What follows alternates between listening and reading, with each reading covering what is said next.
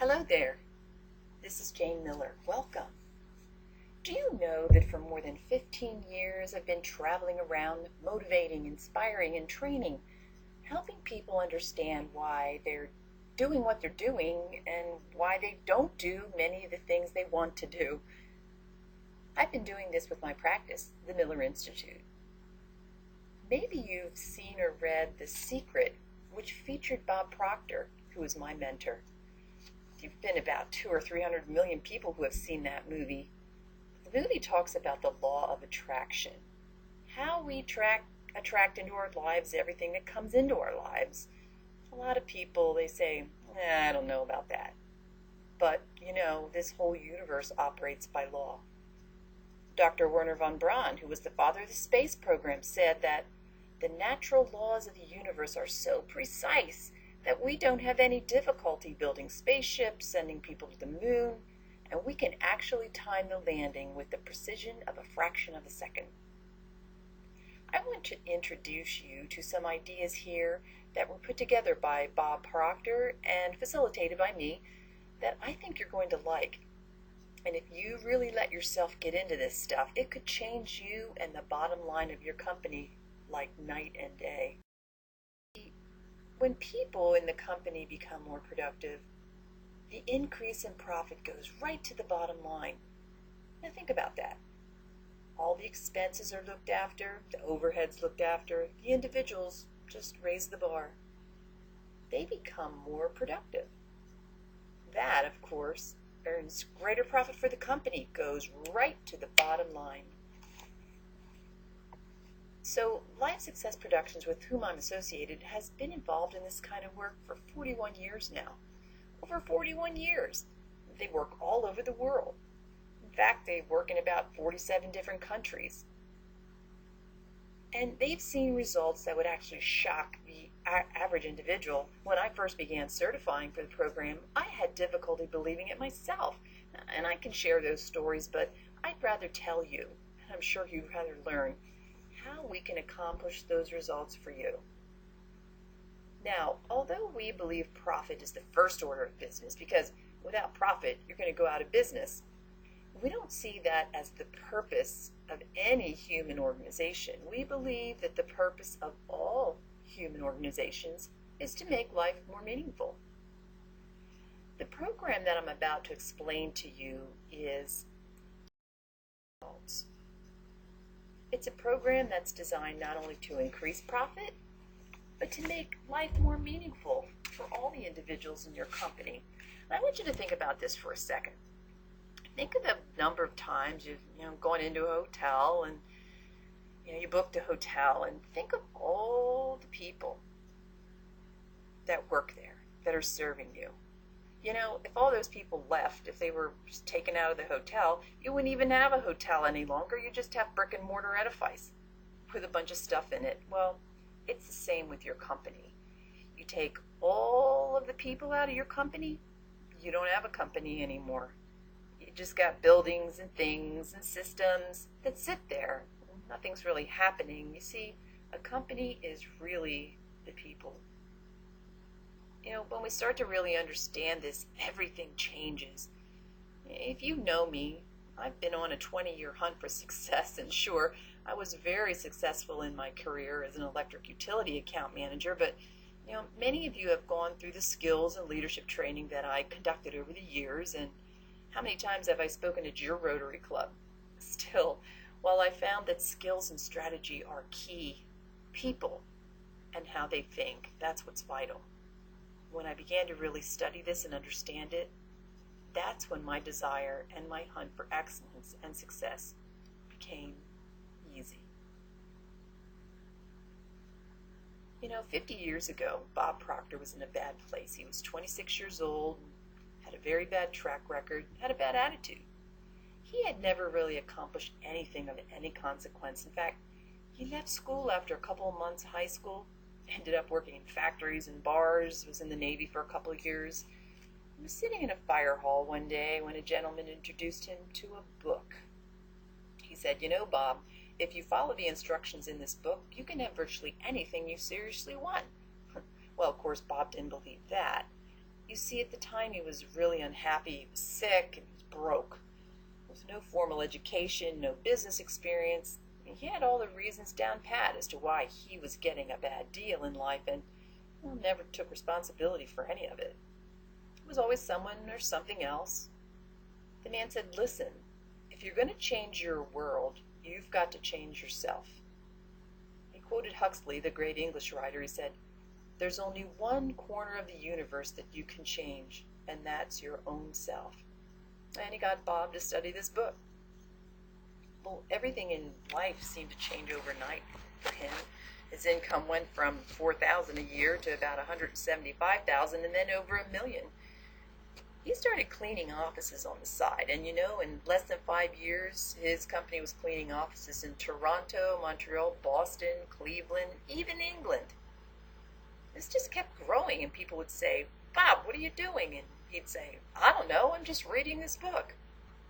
You see, he was doing a couple of things that were very unreal, totally illogical. He was reading the same book over and over and over and over again. As a matter of fact, Bob is still reading that book. That was in 1961, the year I was born. Now, in retrospect, what Bob was doing was literally changing his life, but he didn't know why he was changing. One day he made up his mind he was going to figure it out, so no one could tell him really what had happened.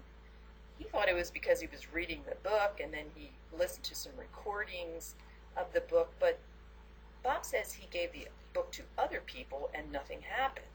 He shared his records with other people and nothing happened. It took him about 9 years to figure it out. It was the repetition of the ideas that literally reprogrammed his mind. You see, you and I are programmed with an understanding or not. We're programmed genetically and environmentally. Now, when Bob put this together, he decided to teach it. He put it in a very organized and coherent manner and began teaching it to companies. Prudential of America was one of the first companies he went into way back in the early 70s. Their production went up by hundreds of millions of dollars. It's all on record, hundreds of millions of dollars. The top people in the company were shocked. They were sending psychologists in to find out what they were doing. Well, what they were really doing was just learning, and the people were learning to do what they already knew how to do. You see, one of the things we know is how to do a better job, but we're not doing it. These same concepts have helped tens of thousands of people for many, many years, and Life Success Productions has now updated and put together a new program together, and it's called Thinking into Results. And I wanted to share all the history with you so that you could grasp the possibilities of this all. Thinking is the highest function that you and I are capable of. All the great leaders throughout history have been in complete and unanimous agreement on that point. You and I become what we think about. Well, there are a lot of people who would disagree with that, but the wise ones were in complete and unanimous agreement, although they might have disagreed with almost everything else. Earl Nightingale, one of the first radio broadcasters to share these concepts, once said that if the average person said what they were thinking about, they would be speechless. I remember laughing when I first read that, and I thought, well, everyone thinks, but the truth is that very few people think. Start listening to conversations going around you, and you realize people are just not thinking, or they never say what they're saying.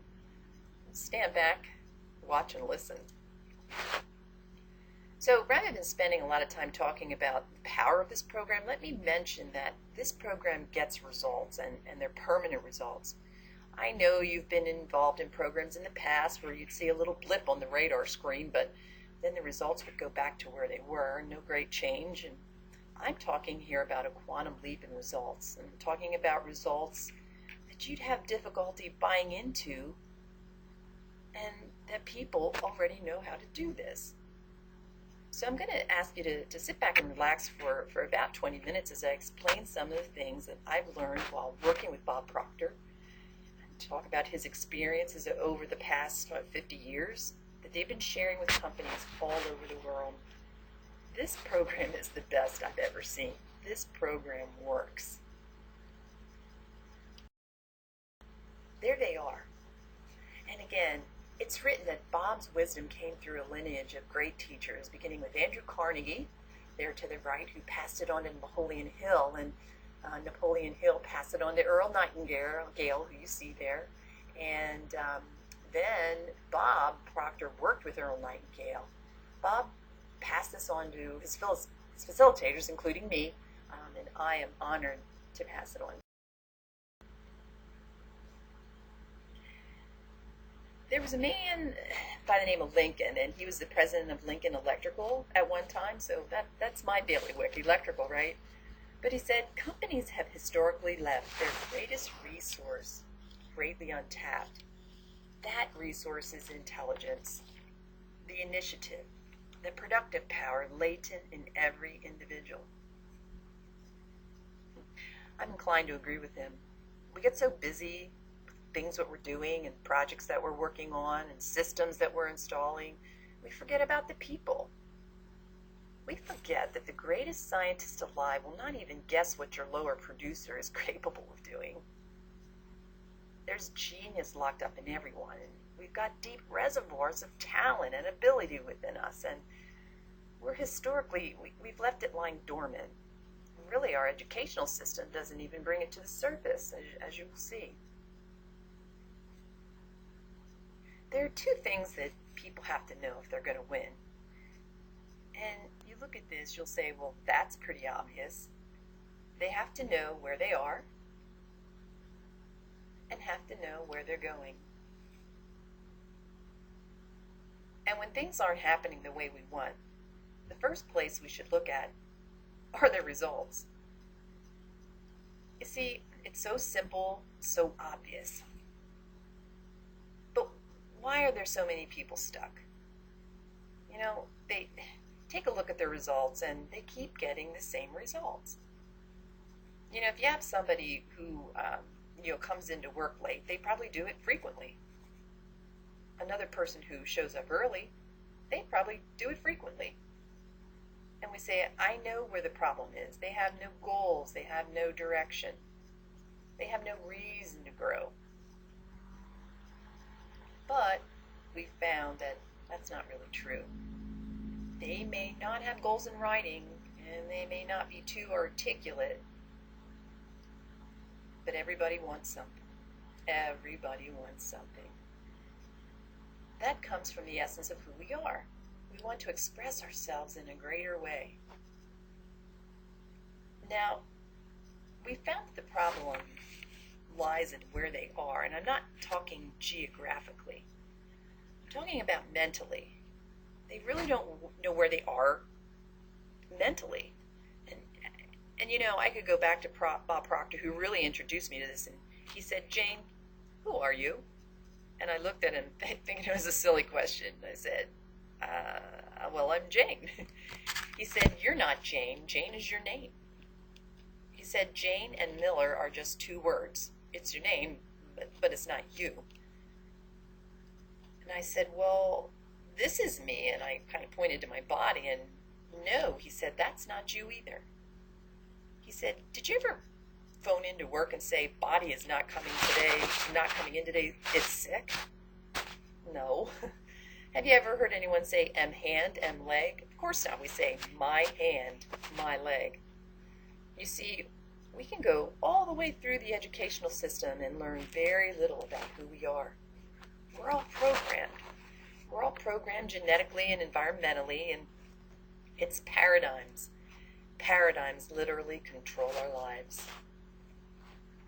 Paradigms, for the most part, are like red lights. It causes people to reach a certain level and stop. We know how to do better, but we stop. We are going to turn it into a green light because we're going to see and show why people stop, and then how to turn the green light and get going. John Ruskin put it very well. He condensed what I said in just a few words here. He said, education does not mean teaching people what they do not know. Education is teaching people to behave as they do not behave. Think about this for a moment. When I was a little kid, my mom would say, "Why did you do that?" And I would say, "I don't know."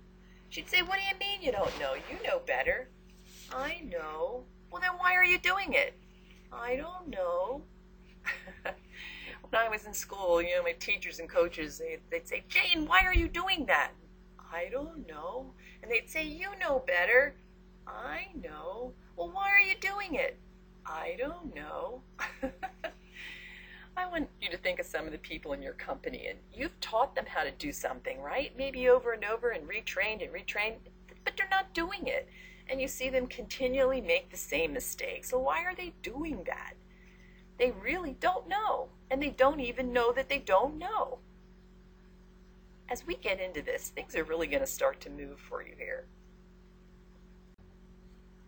Paradigms shape our logic.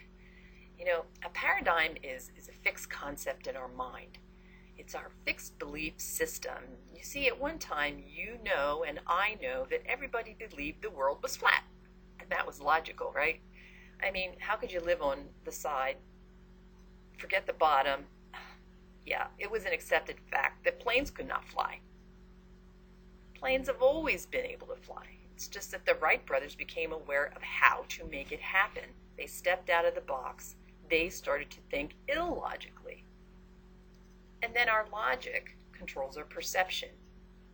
Our perception is our point of view. Our perception is our reality. Well, you're going to find that thinking into results as a program is laid out in such a way that it helps people alter the logic by creating a greater awareness and changing perceptions. Our paradigms, they literally control how we utilize our time. Hey, everybody gets the same amount of time. We get all that there is. Well, why is it that some people produce? They're so much more productive in a given period than others. We know that some people will accomplish more in a month than other people will do in an entire year. And I could honestly tell you, I accomplish more now in a week, in any given week, that I used to accomplish an entire year. In a matter of months, I accomplished more than I did in my first 35 years. How did that happen? I changed my paradigm. The paradigm controls our effectiveness. It controls our productivity. And get this, something everybody wants to change. They all want to learn about how to earn more money, right? Well, our ability to earn money is controlled by our paradigm. You see, a person earning $50,000 a year is not automatically going to think of how to earn $50,000 a month. No, they're programmed to think of how to earn $50,000 a year. So paradigms are really a big deal. Now, we have to ask, what are paradigms? Paradigms are really a multitude of habits, but this is the interesting part. They're other people's habits that have been passed down from one generation to the next. You see, we inherited almost all of our belief systems, and we didn't originate them ourselves. Culture is nothing but group habit. That's a paradigm. We move into a different culture and we say they're different. No, they just appear to be different. A corporation has a culture too. We have, paradigms, and as the paradigm, though, of the corporation shifts, guess what? The whole company changes. Now the mind is the greatest power in all of creation. I think we know that. When we're talking about paradigms, we're really talking about the mind.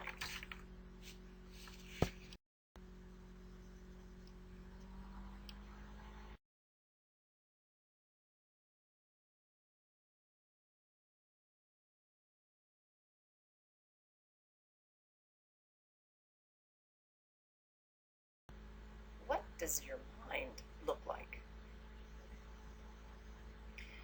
You see, that's a question that no one can answer because no one has ever seen the mind. We've never seen it.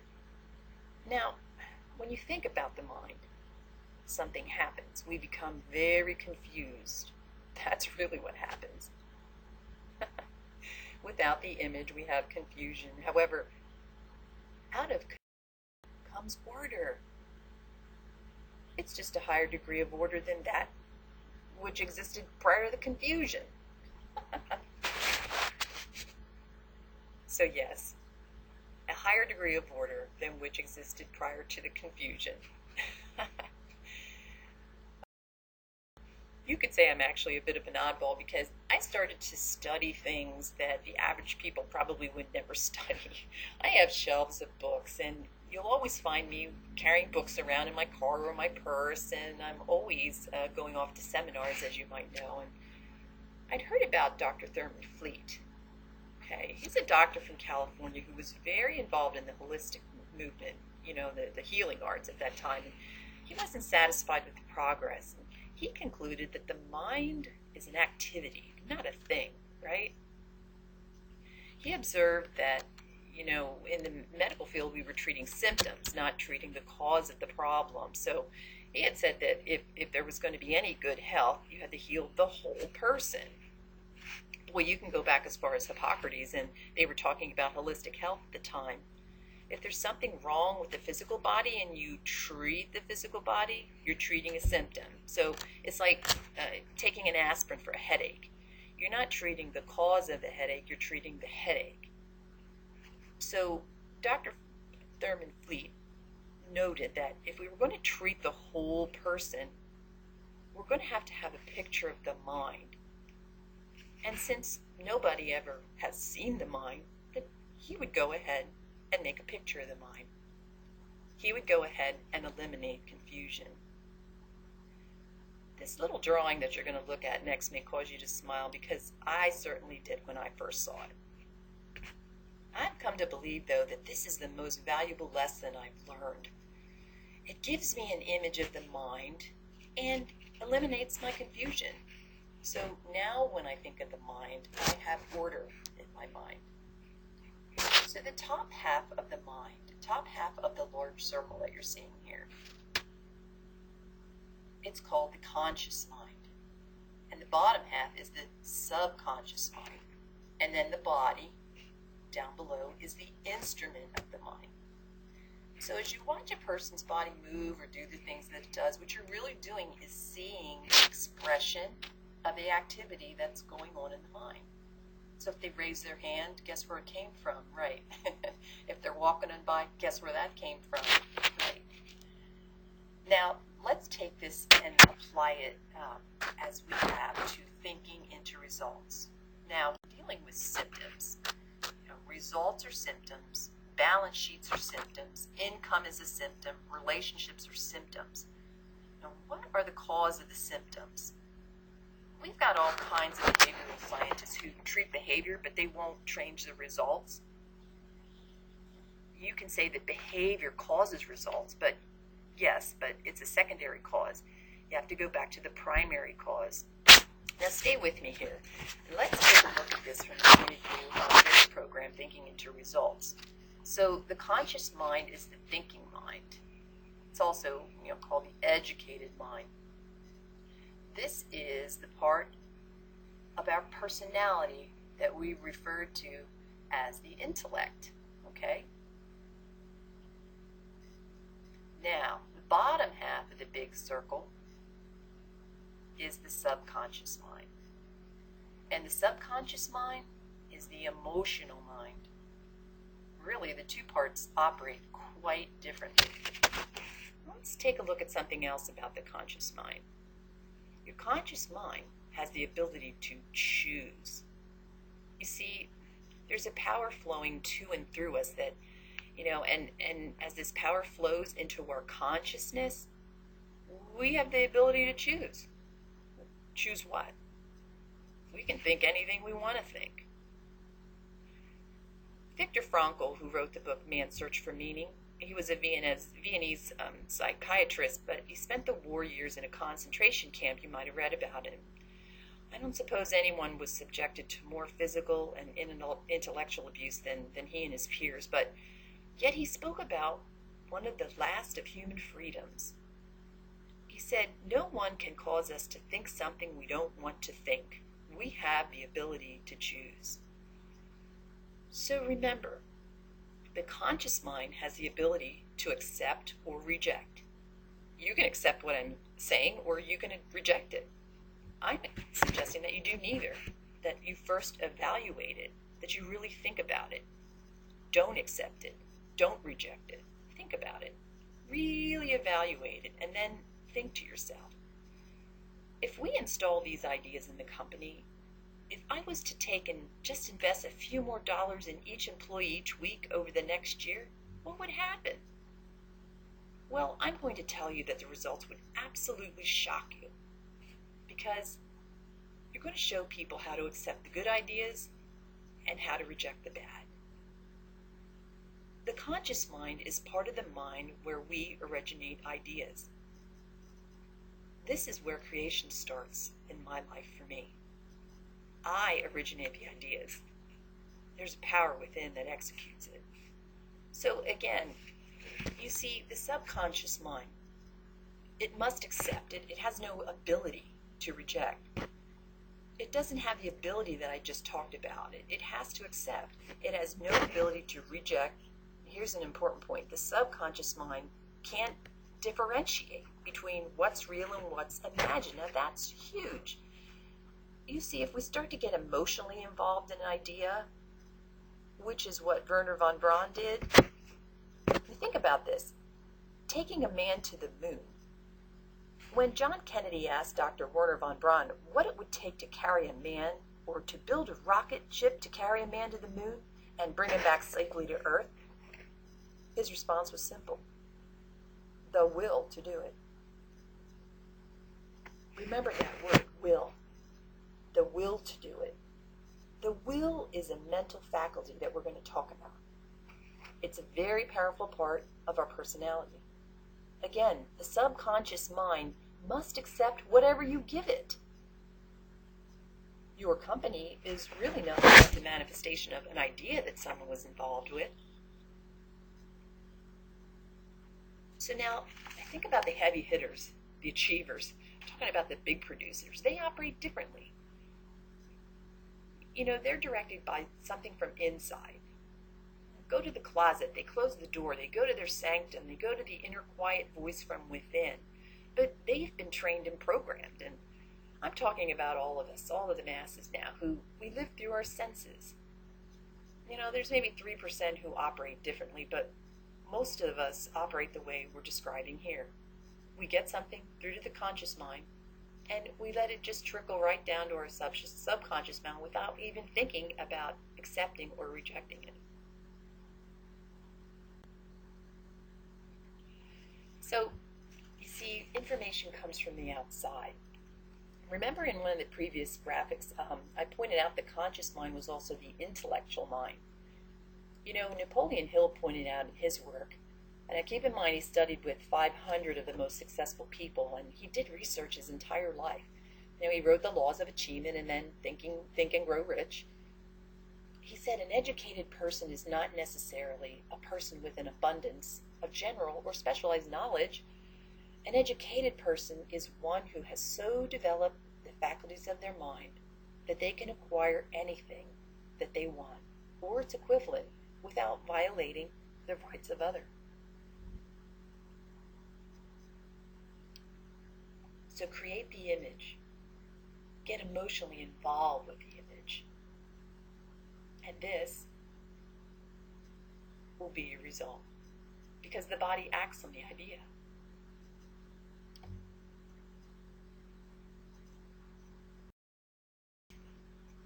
Okay, let's look at these next two drawings. Now, this is going to represent the same person. The one on the left represents you now, and the one on the right represents you when you were an infant, when you first arrived on the planet. Now, there's a difference. We're going to have to change the picture. You see, when you first arrived, you had no conscious mind. So we've got to just take it and eliminate it. There it goes. You see, the subconscious mind was wide open. It must accept anything you give to it. You see, it doesn't have the ability to accept or reject. It must accept. So whatever was going on around you at the time, when you were a baby, all the ideas, the thoughts, the images that were going around went right into the baby's mind, right?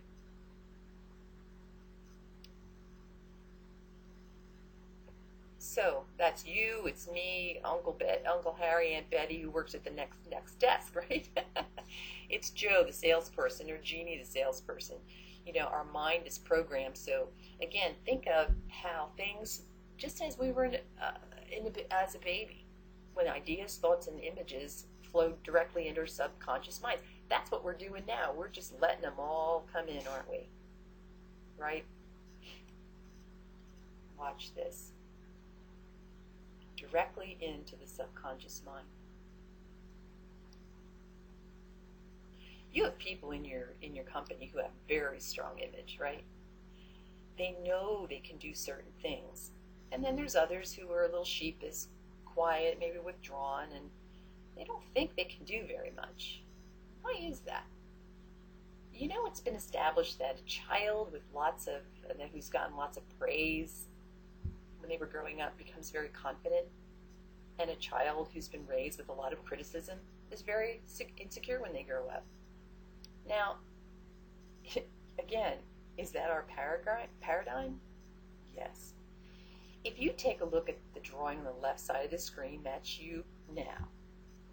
You have in your subconscious mind what's called paradigm.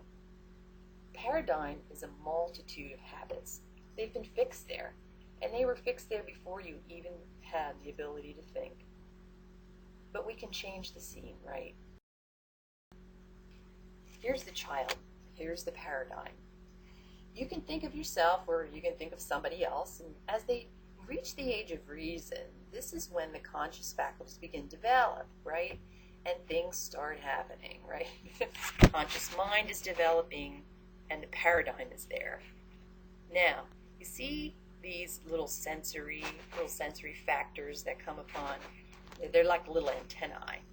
Well, those are our senses, right? We can see, hear, smell, taste, touch. Now, here's what you want to do. You see the paradigm? This person has been programmed from birth to go by what they see, hear, smell, taste, and touch. So all of their direction comes from the outside world. All of it. So you see the information is coming from the outside. And again, remember in the previous, one of the graphics I showed you that the conscious mind was also the intellectual mind? And again, remembering what Napoleon Hill said, that an educated person is not necessarily the person with the abundance of general or specialized knowledge, but it's the one who has so developed the faculties of their minds that they can acquire anything they want, or its equivalent, without violating the results of others. Now, I want to ask you a question that was asked of, about 200 educators by Bob, probably a good 15 years ago. What are the intellectual factors? He couldn't get one person to tell what they were. Can you answer that question? You don't have to tell me, just acknowledge to yourself, We have perception. That was the will that von Braun was talking about. About imagination and memory and intuition and reason, the will to do something. Imagination. Oh, memory. Now, do you know that we have a perfect memory? We have a perfect imagination, and we have that perfect reasoning factor. Let's go back. Have you ever heard or said to yourself that you have a bad memory? There is no such thing. It's simply your memory. It's not good or bad. And I asked Bob one time, well, how long do you remember something? And he said, until I forget it. There's no such thing as a bad memory. Really nothing complicated about it. You just have to learn how to use your memory. When we talk about perception, and perception is really our point of view. Two people can look at the same thing and see something totally different. Grew up with 5 brothers, and between my 5 brothers and my father, there was a lot of different perceptions going on there. You see, as you raise your level of conscious awareness, your perception of things will change, and As you change the way you look at things, the things you look at change. Get that again. As you change the way you look at things, the things you look at change. And we've got these phenomenal faculties. Imagination. We're discouraged from using it at a very early age when we start school. They say you're not paying attention and you're punished. Why do we have large organizations and very small creative departments? As some of you might know my work that I've done with attention deficit disorders and attention deficit hyperactivity disorder. My daughter was labeled ADD. Thank goodness! Today she designs structurally sound and graphically pleasing distribution packaging for a major candy distributor. Thank goodness she has the imagination and the will. Well, what we have to understand is, even with all the faculties of the mind, the perception, will, imagination, memory, intuition, and reason, the way to change the paradigm, to get it out of the way, we're going to have to change and begin to use our subconscious mind the way it was meant to be used, through the aid of all of those intellectual factors, right? The faculties of the mind. That's what this whole program does. It shows people just how to use what they've already got, right? We got so much technology today. We've got the smartphones, and we've got the television and computers and space travel. That's why we have it. That's why I can touch a little phone that I carry in my pocket and send a message to 100 people at the same time. As soon as I touch send, it simultaneously sends the message to all these places at all the same time. Where did that come from? It was always here. We just weren't aware of how to do it. The way to fly airplanes was always here. And the Wright brothers found out how to do it. Well, the way to raise productivity in our companies is already here. Look at this for a moment. You and I have the ability to think, to create an image.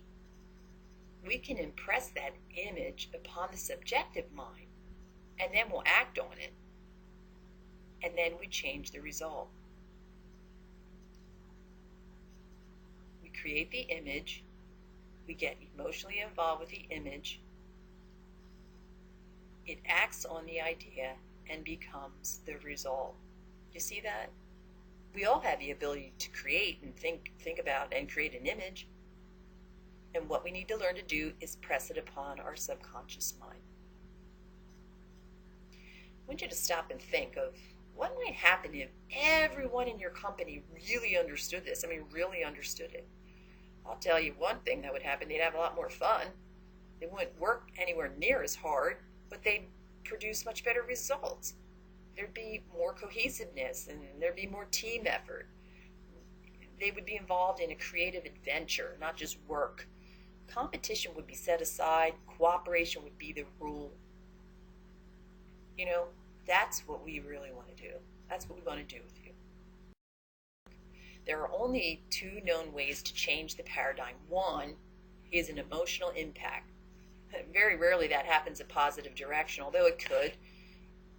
An emotional impact may be when a person loses a loved one, and boom, like that, their life changes, right?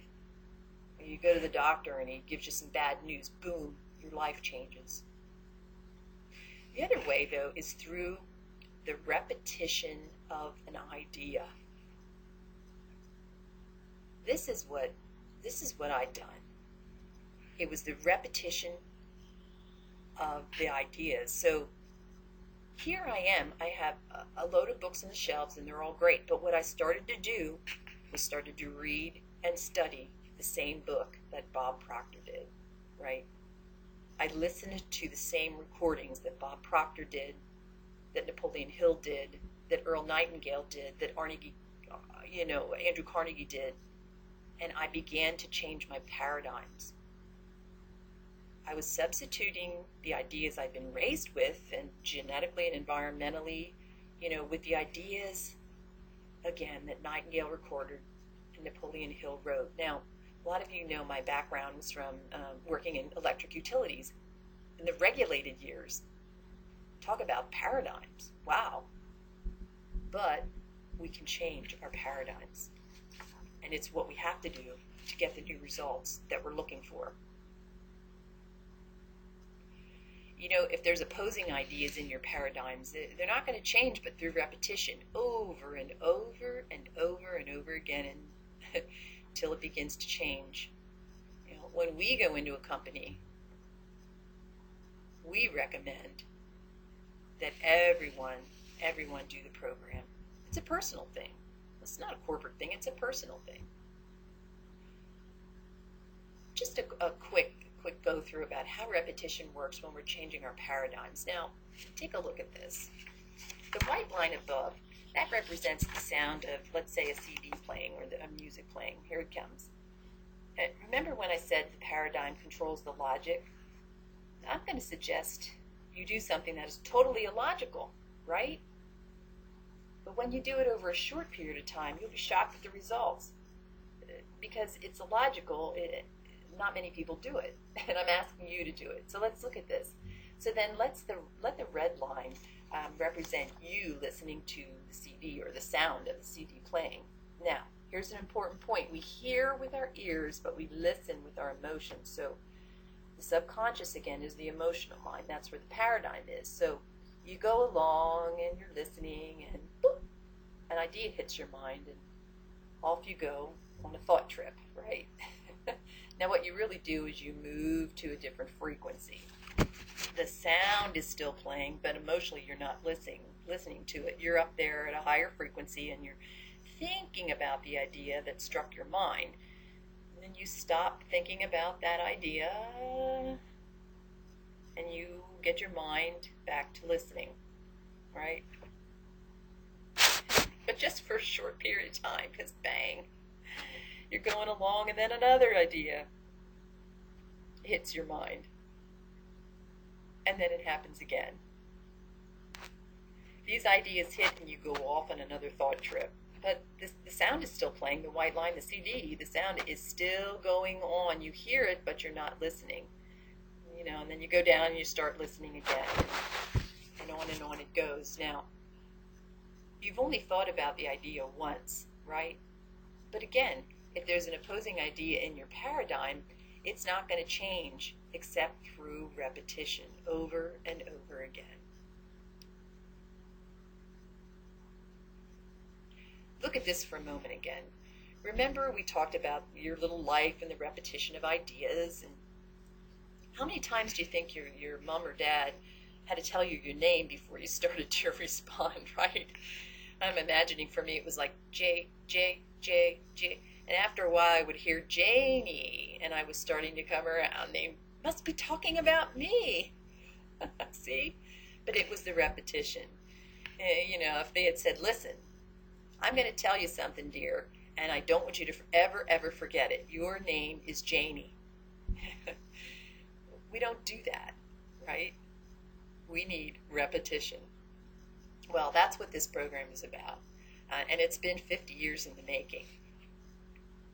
You know, if you know me well, you know my energetic and magnetic style, and I just love to present to you. But I'm backed by two of these wonderful top intellects, Sandy Gallagher, who's a top corporate executive, and Bob Proctor, who's been teaching these programs, and he teaches it actually in the recordings in the program. You know, Bob's been playing with this information since I was born, since 1961. He can tell you stories from all over the world. You know, he and Sandy Gallagher, they've worked all over the world. It's really shocking, but, you know, we ought to really sit down and talk about you and talk about what we can do in your company, not what Bob and Sandy has done at Acme Chemical or Prudential of America. I'd like to talk to you about your company, you know, and your people. We can dig into the specifics, and really you're going to be quite pleased because this gets results, and the results really are going to shock you. You know, I've been studying this and doing this for about 18 years now, and I think it's obvious to you that I love it. I absolutely love it. This program works. You know, I think it's an absolute shame that most people go from cradle to casket and They never find out who they are. Our educational system doesn't teach them how to think about that information. You kind of have to go on it on your own. So here's your chance. Now, I want you to forget about everything you've learned before. And let Miller Institute come in and talk to you. And just like that, you'll change. This is Jane Miller, and I thank you.